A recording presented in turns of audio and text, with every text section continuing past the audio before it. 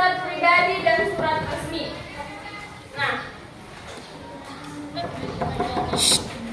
kamu bisa? Tugas pelajaran 1. Siswa mampu membedakan surat pribadi dan surat dinas. 2. Mampu menganalisis unsur surat pribadi dan surat resmi. Oke. Berarti nanti kita dapat menganalisis tentang unsur surat pribadi dan surat resmi. Apa sih fungsi kita mempelajari surat pribadi dan surat dinas? Tahu? Apa fungsi kita mempelajari surat pribadi dan surat dinas? Ada? Ada yang tahu? Oke, fungsi kita mempelajari surat pribadi dan surat dinas agar kita lebih komunikatif dalam menulis. Oke. Nah, yang selanjutnya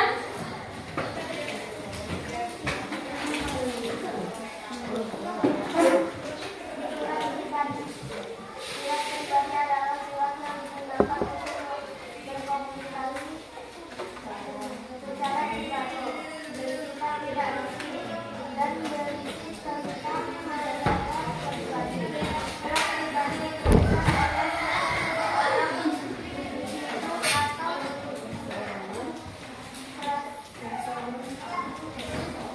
perseorangan untuk orang lain. Bahasa dari surat pribadi bersifat pribadi, santai, mudah dipahami dan Oke, nah berarti surat pribadi ini surat yang digunakan untuk berkomunikasi secara pribadi. Bahasa yang digunakan di dalam surat pribadi itu lebih kayak mana? Lebih mengarah ke bahasa yang kayak mana? Ada yang bisa menjawab? Ada? Lebih bersifat dan masalah yang ada di dalamnya masalah pribadi. Oke, kita lanjut. Ini ada unsur-unsur dalam surat pribadi.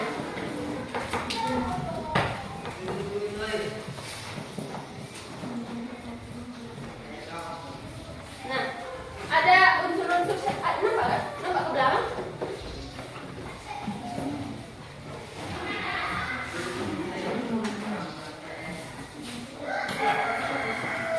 Yang di depan nampak?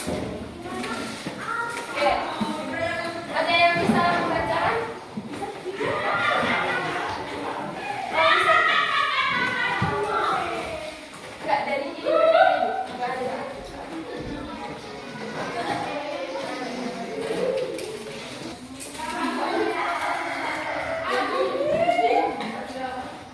Oke, membacakan unsur surat pribadi. Nah, di sini ada tanggal dan tempat penulisan surat. Nah, contohnya si Richard nih mau nulis, dia kan lagi di Jawa Maharaja kan? Berarti di sini Jawa Maharaja tanggal berapa sekarang? Tanggal 27 Mei 2025. Nah, tujuan surat. Nah, ini sebagai unsur dari unsur surat pribadi itu ada tujuannya. Untuk siapa surat itu ditulis sama si Richard. Baru yang selanjutnya itu ada salah pemuka. Nah, salah pemuka itu bisa apa aja?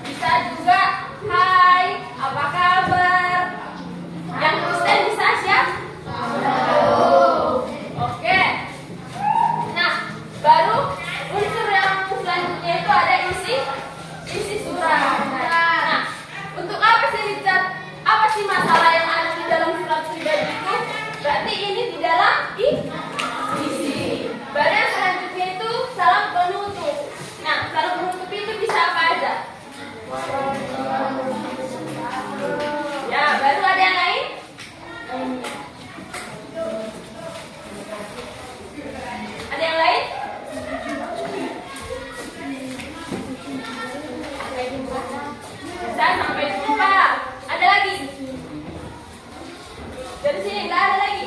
Ada lagi?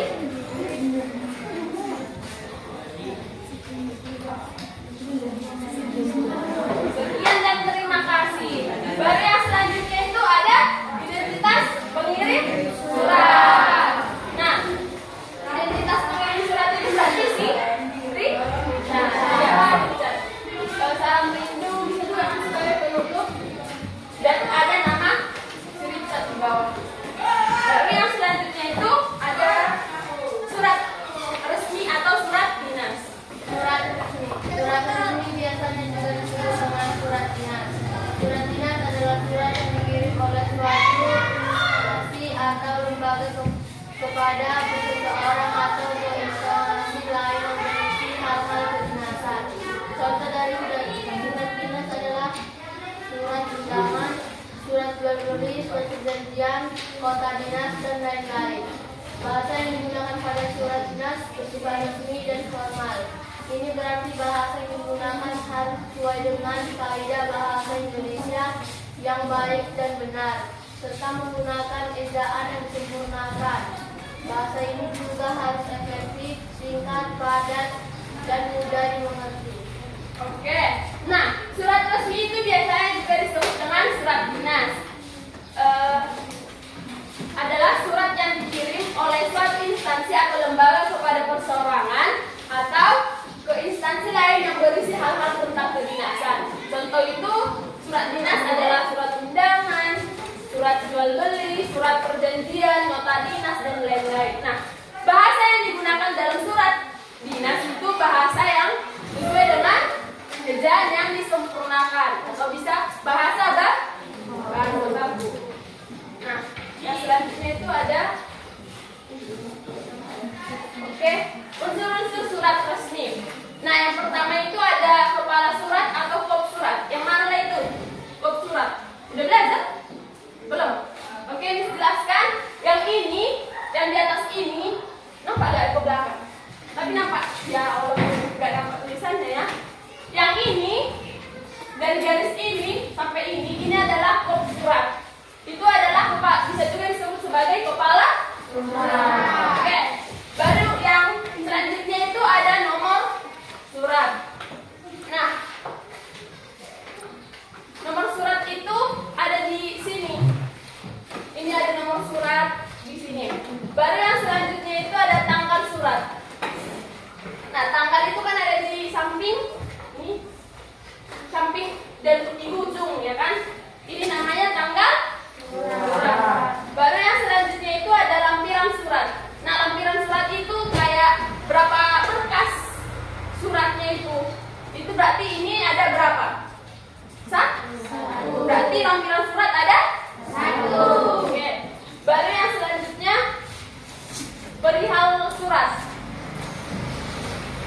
Ini ada perihal surat ini ada biasanya di dalam surat ditulis hal. Berarti hal ini sebagai perihal surat. Untuk apa surat itu dibuat? Ada dua kata lah di dalam hal surat itu. Baru yang selanjutnya itu ada alamat surat. Untuk siapa surat itu ditujukan? Berarti ini ada wali murid siswa Najila di Tuban. Nah, ini sebagai alamat surat. Yang selanjutnya itu ada salam pembuka. Nah, dalam surat resmi kalian tahu apa ada apa aja salam pembukanya? Ada yang tahu? Biasanya apa di dalam salam pembuka dalam surat resmi atau surat dinas? Oke, salam sejahtera. Baru dengan hormat kepada yang terhormat juga bisa, kepada yang terhormat Bapak Ibu. Dan baru yang selanjutnya itu isi surat. Nah, isi surat ini kayak ini sebagai apa, untuk apa surat ini dibuat? Nah, kayak yang Ibu berikan contohnya ini dalam rangka untuk lebih mengenal lingkungan pantai dan membantu pelestarian lingkungan yang diberikan sekolah kepada orang tua murid. Baru yang selanjutnya itu ada penutup surat. Nah, penutup surat itu bisa, siapa yang tahu? Apa aja kata-kata yang ada dalam penutup surat? Sekian, terima kasih, baru? Ada lagi? Itu aja? Ada yang lain? Ada di buku kan? Kemudian surat dinas. Apa? Apa nih?